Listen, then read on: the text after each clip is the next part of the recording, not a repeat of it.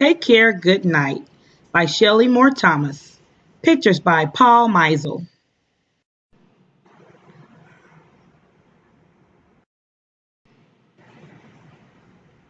Once there were three little dragons.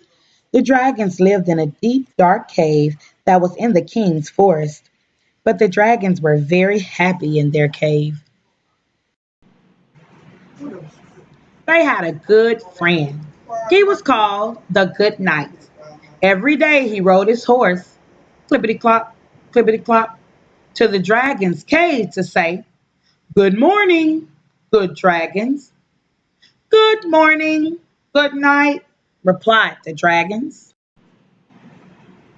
And every night he rode his horse, clippity clop, clippity clop, to put the little dragons to bed. Good night," the dragons said before they went to sleep. One day, after the good knight had ridden off on his horse, clippity clop, the little dragons heard a knock on the door. It was another friend, the old wizard. "Good day, little dragons. I was wondering if you could help me," the old wizard said. "We will try," said the dragons. "I would like you to watch my cats while I go away for a few days. Can you do it?"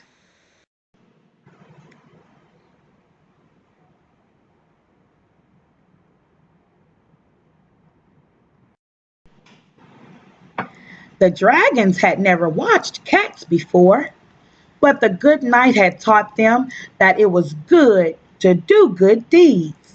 "Certainly, we will help you," said the dragons. The old wizard was very happy. He told the dragons that he would leave a note with instructions at his cottage. He left them the shiny silver key to the door. "Take care, good dragons," he said, and then he disappeared in a poof of smoke. "This is going to be fun," said the first dragon. "I can hardly wait," said the second dragon. "Yippee!" said the third dragon. The next day, the dragons went to the wizard's cottage to take care of the cats. They opened the door with the shiny silver key. They saw lots of cats.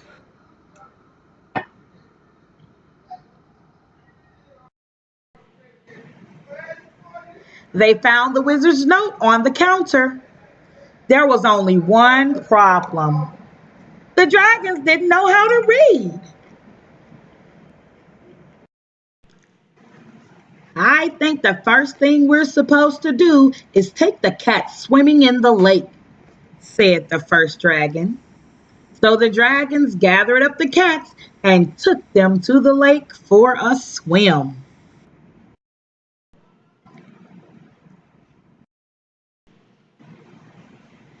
Just then, the good knight was riding by on his horse.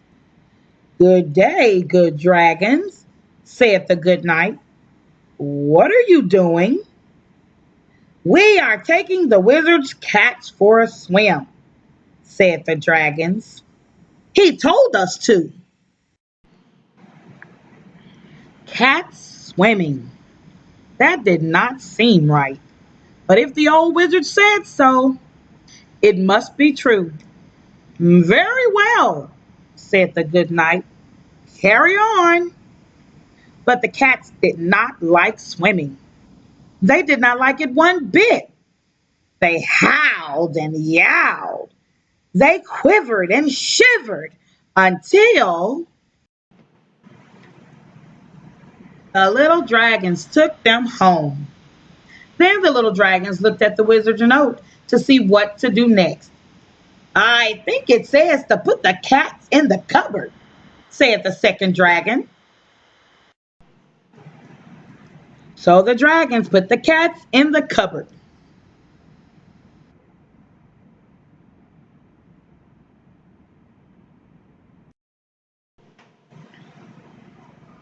Just then, the good knight was riding by. "What are you doing?" asked the good knight. "We are putting the wizard's cats in the cupboard. He told us to." Cats in the cupboard? That did not seem right. But if the old wizard said so, it must be true. "Very well," said the good knight. "Carry on." But the cats did not like being in the cupboard. They did not like it one bit. They scritched and scratched until the little dragons let them out.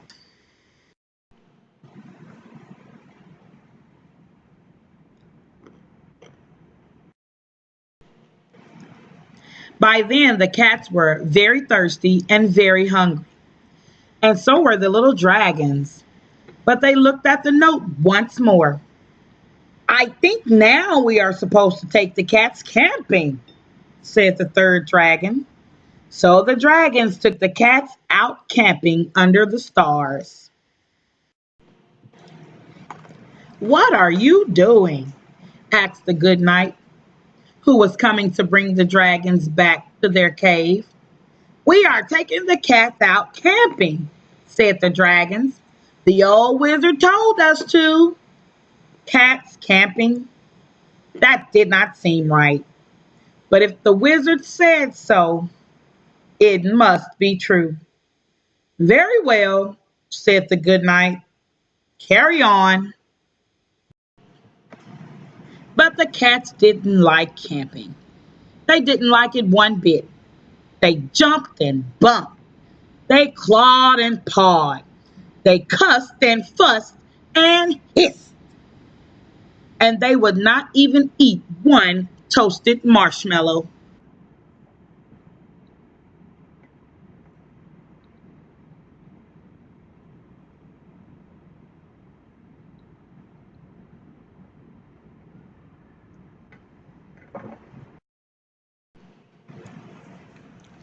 The good knight could not help but hear all the racket the cats were making.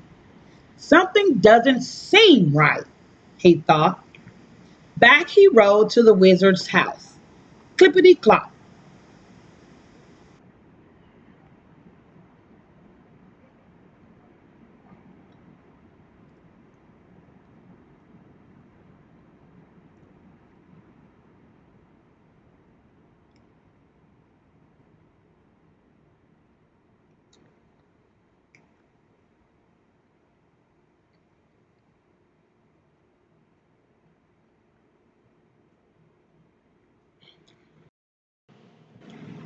"Follow me, good dragons," he said. "Let us get to the bottom of this. And bring those cats." Inside the wizard's house, the good knight found the wizard's note. It did not say to take the cats swimming. It did not say to put the cats in the cupboard or to take them camping. "Didn't you read this note?" he asked.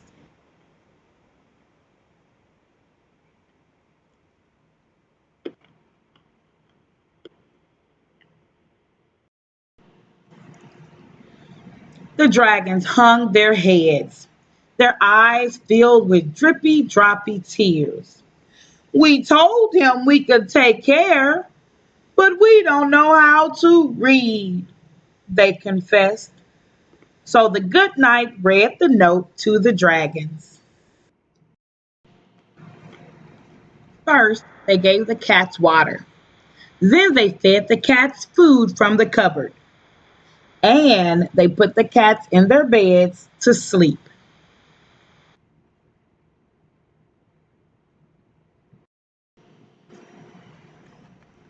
By then, the dragons were very tired themselves.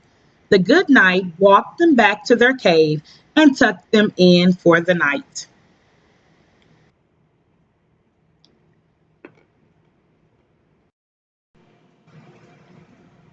The next day, the wizard came back from his trip. He visited the dragons. "Thank you for watching my cats," he said. "You did such a good job. I wanted you to have this." He handed them a tiny baby kitten of their own. And I wanted you to have this, said the good knight. He handed a book to the dragons.